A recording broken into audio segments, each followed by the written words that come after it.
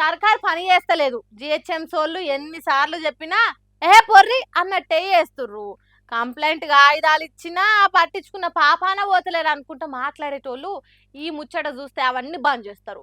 రోజులల్ల కాదు గంటలల్లనే పనితనం చూయించి సర్కార్ పతార పెంచే పనుల పడ్డరు జీహెచ్ఎంసీ. నమ్ముతలేరా? చూడురైతే. గోడకెక్కిన పోస్టర్లు సోషల్ మీడియాకెక్కి చేతులు మారి షేర్ అయ్యే లోపట్నే పీకి పారేసి పీక్ లెవెల్ పనితనం చూపించిరుగా జిహెచ్ఎంసోళ్ళు.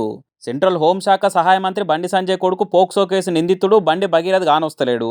మీకేనన్నా గానొచ్చినా జాడ తెలిసినా ఎంబటే దగ్గరున్న పోలీస్ స్టేషన్లో చెప్పుర్రి అనుకుంటా పట్నంలో షేర్లింగంపల్లి గచ్చిబౌలి సైడు ఇగో ఇట్లా వాల్ పోస్టర్లు అతికేసిరు.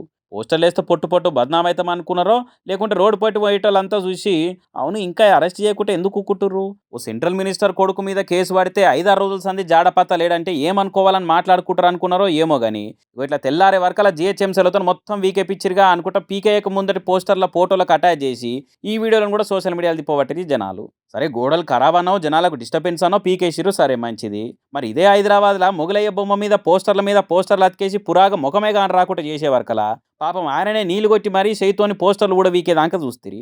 సోషల్ మీడియాలో ముచ్చట పెద్దగా సొట్లు పెట్టే వరకలు అప్పుడు రప్పున రంగంలో దిగి మేము ఉన్నాం కదా, మేము చేస్తాం ఆ పని అని అంటారు. పద్మశ్రీ వచ్చిన ఓ కళాకారుడికి గంత అవమానం జరిగిందని నెలల సంధి పోస్టర్లు గానొచ్చినా పట్టించుకున్న పాపాన పోని ఇదే సర్కారు ఇంకా గోడకేసిన లై కూడా ఆరకముందే ఇట్లా బండి భగీరథ్ పోస్టర్లు వీకేపిచ్చిరంటే పని స్పీడ్ అవుతుంది అని మెచ్చుకోమంటారో లేకుంటే సర్కార్కు ఎవరు చురుకులు పెట్టొద్దన్న అత్యుత్సాహమో తెలియదుగా మరి అని అనుకుంటే గట్టిగానే కామెంట్లు వేసి రోస్ట్ చేస్తుర్రు ఈ పోస్టర్ల ముచ్చట చూసిన నెటిజనాలు.